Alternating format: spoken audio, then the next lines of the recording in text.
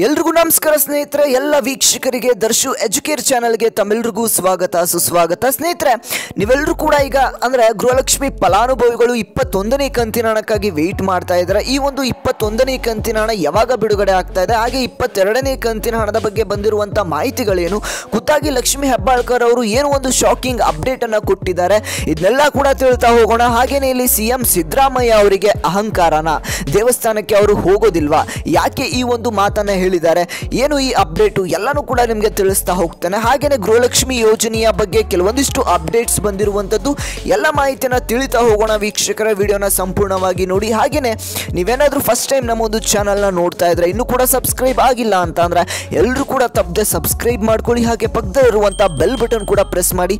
ಹಾಗೇನೆ ಈ ಒಂದು ವಿಡಿಯೋಗೆ ತಪ್ಪದೆ ಎಲ್ಲರೂ ಕೂಡ ಒಂದು ಲೈಕ್ನ ಮಾಡಿ ವೀಕ್ಷಕರೇ. ಮಾಡಿದ್ರ ಲೈಕು. ಬನ್ನಿ ಸ್ನೇಹಿತರೆ, ವಿಡಿಯೋನ ಮುಂದುವರಿಸ್ತಾ ಹೋಗೋಣ. ಏನು ಅಪ್ಡೇಟ್ಸು ಎಲ್ಲನೂ ತಿಳಿತಾ ಹೋಗೋಣ. ಮೊದಲನೆಯದಾಗಿ ಇಲ್ಲಿ ಸಿಎಂ ಸಿದ್ದರಾಮಯ್ಯ ಅವರು ಒಂದು ದೇವಸ್ಥಾನಕ್ಕೆ ನಾನು ಹೋಗೋದಿಲ್ಲ, ನಾನು ಸಾಮಾನ್ಯವಾಗಿ ದೇವಸ್ಥಾನಕ್ಕೆ ಹೋಗೋದಿಲ್ಲ, ಆದರೆ ಈ ಒಂದು ಎಲೆಕ್ಷನ್ ಪ್ರಚಾರಕ್ಕೆ ಬಂದಾಗ ನಾನು ಕೆಲವೊಂದಿಷ್ಟು ಗ್ರಾಮಗಳಾಗಿರಲಿ ಹಳ್ಳಿಗಳಾಗಿರಲಿ ಎಲ್ಲ ಕಡೆ ನಾನು ಎಲೆಕ್ಷನ್ ಪ್ರಚಾರಕ್ಕೆ ಹೋಗಲೇಬೇಕು, ಅಲ್ಲಿರ್ತಕ್ಕಂಥ ದೇವಸ್ಥಾನಕ್ಕೆ ಹೋಗಲೇಬೇಕು. ಅಥವಾ ನಾನು ದೇವಸ್ಥಾನಕ್ಕೆ ಅಲ್ಲಿ ಹೋಗಲಿಲ್ಲ ಅಂತಂದ್ರೆ ನನಗೆ ಅಹಂಕಾರ ಇದೆ, ದೇವಸ್ಥಾನಕ್ಕೆ ಹೋಗಿ ಅಲ್ಲಿ ಕುಂಕುಮವನ್ನು ಇಡ್ತಾರೆ, ಕುಂಕುಮವನ್ನು ಹಚ್ಕೊಳ್ಬೇಕಾಗತ್ತೆ, ಆದರೆ ನಾನು ದೇವಸ್ಥಾನಕ್ಕೆ ಹೋಗಿಲ್ಲ ಅಂತಂದರೆ ಅಹಂಕಾರ ಇದೆ ಅಂತಾರೆ. ಆದರೆ ದೇವಸ್ಥಾನಕ್ಕೆ ಹೋಗಿ ಕುಂಕುಮವನ್ನು ಹಚ್ಕೊಂಡ್ರೆ ಕೆಲವೊಂದಿಷ್ಟು ಮಾತನ್ನು ಆಡ್ತಾರೆ, ಕೆಲವೊಂದಿಷ್ಟು ಸುದ್ದಿಯನ್ನು ಮಾಡ್ತಾರೆ ಅನ್ನುವಂಥ ಮಾತನ್ನ ಇಲ್ಲಿ ಸಿದ್ದರಾಮಯ್ಯ ಅವರು, ಸಿಎಂ ಸಿದ್ದರಾಮಯ್ಯ ಅವರು ಆಡಿರುವಂಥದ್ದು. ಆದರೆ ಇಲ್ಲಿ ಸಿಎಂ ಸಿದ್ದರಾಮಯ್ಯ ಅವರು ಇನ್ನೊಂದು ಹೇಳಿಕೆ ಏನು ಅಂತಂದರೆ, ಅವರು ಸಾಮಾನ್ಯವಾಗಿ ದೇವಸ್ಥಾನಕ್ಕೆ ಹೋಗೋದಿಲ್ವಂತೆ. ಇದು ಒಂದು ಅಚ್ಚರಿಯ ಹೇಳಿಕೆ ಅಂತಾನೆ ಹೇಳ್ಬೋದು. ಅವರು ಈ ಒಂದು ಮಾತನ್ನ ಹೇಳಿರುವಂಥದ್ದು ಅವರ ಇಷ್ಟ ಅಂತ ಅವರು ಹೇಳಿದ್ದಾರೆ.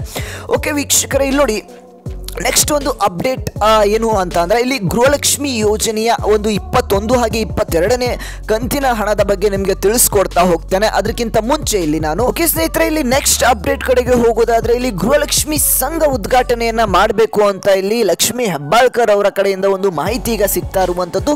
ಈ ಒಂದು ಗೃಹಲಕ್ಷ್ಮಿ ಸಂಘದಿಂದ ಗೃಹಲಕ್ಷ್ಮಿಯರಿಗೆ ಆರ್ಥಿಕವಾಗಿ ಸಹಾಯವಾಗುತ್ತೆ, ಹಾಗೇನೆ ಈ ಒಂದು ಎಲ್ಲ ಗೃಹಲಕ್ಷ್ಮಿಯರಿಗೂ ಕೂಡ ಒಂದು ಉಪಯೋಗ ಆಗುತ್ತೆ. ಈ ಒಂದು ಗೃಹಲಕ್ಷ್ಮಿ ಯೋಜನೆ ಹಣದ ಬಗ್ಗೆ ಆಗಿರ್ಬೋದು, ಇನ್ನು ಕೆಲವೊಂದಿಷ್ಟು ಅಪ್ಡೇಟ್ಸ್ಗಳು ಕೂಡ ಕೊಡುವಂಥದ್ದು. ಇನ್ನು ಕೂಡ ಈ ಯೋಜನೆ ಅಂದರೆ ಏನು ಗೃಹಲಕ್ಷ್ಮಿ ಸಂಘ ಉದ್ಘಾಟನೆಯ ಬಗ್ಗೆ ಕೆಲವೊಂದಿಷ್ಟು ಮಾಹಿತಿಗಳು ಬರಬೇಕಾಗಿದೆ. ಇನ್ನು ಕೂಡ ಕನ್ಫರ್ಮ್ ಆಗಿಲ್ಲ, ಕನ್ಫರ್ಮ್ ಆದ ತಕ್ಷಣ ನಿಮಗೆ ಎಲ್ರಿಗೂ ಕೂಡ ತಿಳಿಸ್ಕೊಡ್ತಾ ಹೋಗ್ತೇನೆ. ಈಗ 21 ಹಾಗೆ 22ನೇ ಕಂತಿನ ಹಣದ ಬಗ್ಗೆ ಏನು ಅಪ್ಡೇಟ್ಸ್ಗಳು ಬಂದಿದೆ ಅನ್ನುವಂಥ ಮಾಹಿತಿಯನ್ನು ಕೂಡ ತಿಳಿತಾ ಹೋಗೋಣ ವೀಕ್ಷಕರೇ.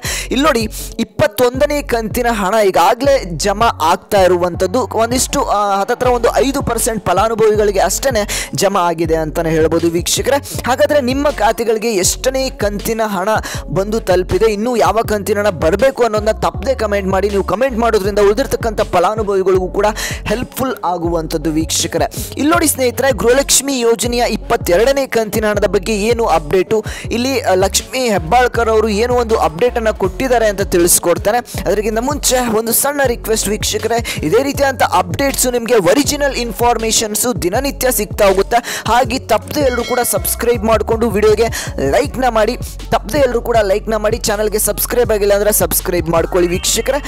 ಬನ್ನಿ ಈ ಒಂದು ಮಾಹಿತಿಯನ್ನು ಮುಂದುವರಿಸ್ತಾ ಹೋಗೋಣ ಸ್ನೇಹಿತರೆ. 21ನೇ ಕಂತಿನ ಹಣ ಈಗಾಗಲೇ DBT ಮುಖಾಂತರ ನಿಮ್ಮ ಖಾತೆಗಳಿಗೆ ಬಂದು ತಲುಪ್ತಾ ಇರುವಂಥದ್ದು. ಇನ್ನೂ ಒಂದು ಎಷ್ಟೊಂದು ಜನ ಫಲಾನುಭವಿಗಳಿಗೆ ಹಣ ಬಂದಿಲ್ಲ ಅಂತಲೇ ಹೇಳ್ಬೋದು, ಆದರೆ ಹಣ ಜಮಾ ಆಗೋದಕ್ಕೆ ಶುರು ಆಗಿದೆ ವೀಕ್ಷಕರೇ. ಆದರೆ ಇಲ್ಲಿ ಲಕ್ಷ್ಮಿ ಹೆಬ್ಬಾಳ್ಕರ್ ಅವರು ಈ ಒಂದು ಜುಲೈ 15ನೇ ತಾರೀಕಿನ ಒಳಗಡೆ ಈ ಒಂದು 21ನೇ ಕಂತಿನ ಹಣವನ್ನು ನಾವು ಜಮಾ ಮಾಡ್ತೇವೆ ಅನ್ನುವಂಥ ಮಾಹಿತಿಯನ್ನು ತಿಳಿಸ್ಕೊಟ್ಟಿದ್ದಾರೆ.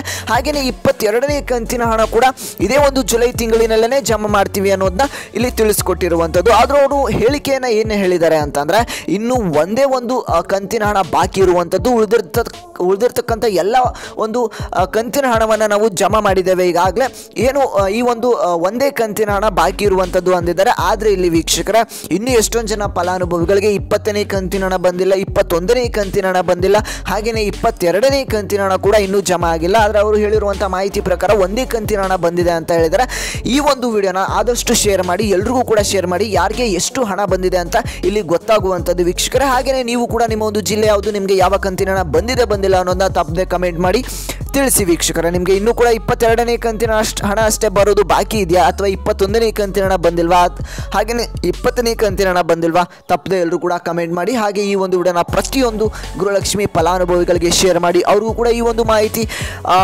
ಯೂಸ್ಫುಲ್ ಆಗುತ್ತೆ ವೀಕ್ಷಕರೇ. ಹಾಗೆಯೇ ಇನ್ನು ಕೂಡ ನಮ್ಮ ಚಾನಲ್ಗೆ ಸಬ್ಸ್ಕ್ರೈಬ್ ಆಗಿಲ್ಲ ಅಂದರೆ ಸಬ್ಸ್ಕ್ರೈಬ್ ಮಾಡ್ಕೊಳ್ಳಿ. ಇದೇ ರೀತಿಯಂಥ ಅಪ್ಡೇಟ್ಸ್ ನಿಮಗೆ ದಿನನಿತ್ಯ ಸಿಗ್ತಾ ಹೋಗುತ್ತೆ. ವಿಡಿಯೋ ನೋಡಿದ್ದಕ್ಕಾಗಿ ಧನ್ಯವಾದಗಳು ವೀಕ್ಷಕರೇ. ನಾವು ಮತ್ತೆ ಮುಂದಿನ ಒಂದು ವಿಡಿಯೋದಲ್ಲಿ ಭೇಟಿಯಾಗೋಣ.